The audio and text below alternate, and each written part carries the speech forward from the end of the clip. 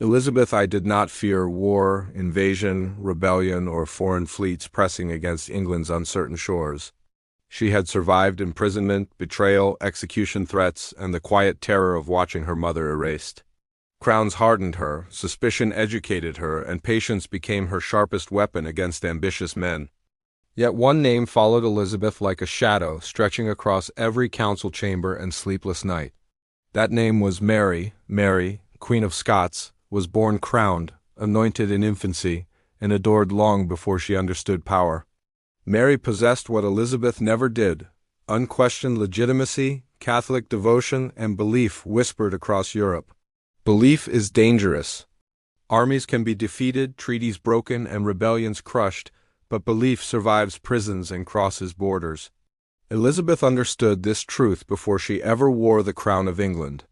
From the moment Parliament named her queen, Elizabeth inherited more than a kingdom fractured by faith. She inherited a rival whose bloodline threatened everything England had been taught to accept as lawful. Mary descended directly from Henry VII, the founder of the Tudor dynasty itself. Elizabeth descended from Anne Boleyn, the woman history branded inconvenient, illegitimate, and disposable. To Catholic Europe, Elizabeth was tolerated. Mary was right. And rightful queens do not need swords when others are willing to wield them for her. Mary's life unfolded like a tragedy written too early, before wisdom could temper beauty or ambition. Crowned Queen of Scots as an infant, she grew up away from Scotland, shaped by French courts. She married young, loved deeply, and was widowed while still learning how crowns betray innocence. When Mary returned to Scotland, she returned as a woman already shaped by loss. Her presence unsettled nobles, inflamed religious tension, and attracted dangerous devotion from ambitious men. Mary trusted love, Elizabeth never did. Mary married again, disastrously, choosing passion over prudence, and paid a price no queen should endure. Her husband was murdered, her reputation poisoned, and her authority dissolved beneath suspicion and scandal.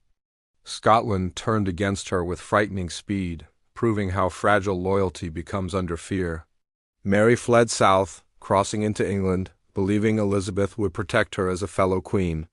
Elizabeth smiled, received her cousin graciously, and quietly ordered her confinement. Because Elizabeth understood something Mary never fully grasped: a living rival is always more dangerous than a dead one. Mary became England's most valuable prisoner, guarded carefully, politely, and relentlessly for nearly 2 decades. She lived comfortably enough, yet never freely, watched by men who reported her every breath. But confinement could not silence what Mary represented to Catholic Europe and English dissenters alike. To them, Mary was not a prisoner, she was a promise. Plots emerged like weeds, each more daring than the last, each invoking Mary's name. Rebellions rose in her shadow, fueled by letters, rumors, and coded messages slipped through walls. Elizabeth watched patiently, weighing mercy against survival, knowing history punishes hesitation as brutally as cruelty. Killing Mary would create a martyr. Letting her live invited endless conspiracies. This was the Queen's dilemma that no tutor ever teaches. Elizabeth delayed, calculated, and allowed time to exhaust Mary's supporters through failure and exposure. But fear does not fade with time. It sharpens. Then came the letter. Hidden within a plot designed to entrap Mary, words appeared that sealed her fate forever. The letter approved Elizabeth's assassination and accepted the crown that would follow bloodshed.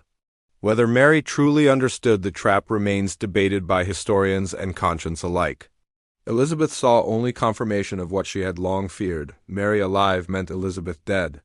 The Queen signed the death warrant with trembling resolve, then claimed hesitation when consequences arrived. History still argues whether Elizabeth intended mercy or simply wanted distance from guilt. Mary was taken to Fotheringay Castle, where cold stone walls echoed prayers spoken without hope.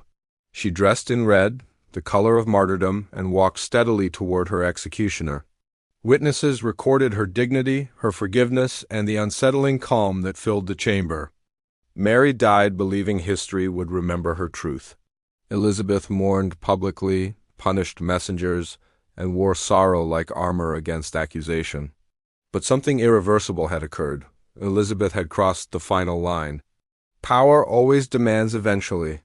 She ruled unchallenged afterward, defeating Spain, stabilizing England, and becoming a legend of endurance. Yet she never married, never fully trusted, never allowed another woman close enough to cast a shadow across her throne again. Mary's ghost followed Elizabeth through every decision, every refusal, every lonely night of rule.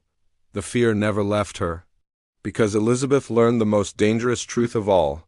Power is not threatened by strength alone.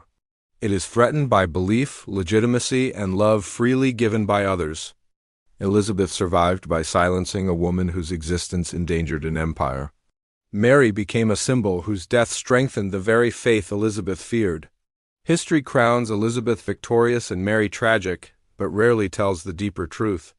Elizabeth feared Mary not because she was weak, reckless, or foolish. She feared her because people believed in her, and belief outlives armies. The crown endures not through mercy, but through silence carefully enforced. And this was not the last woman history tried to silence.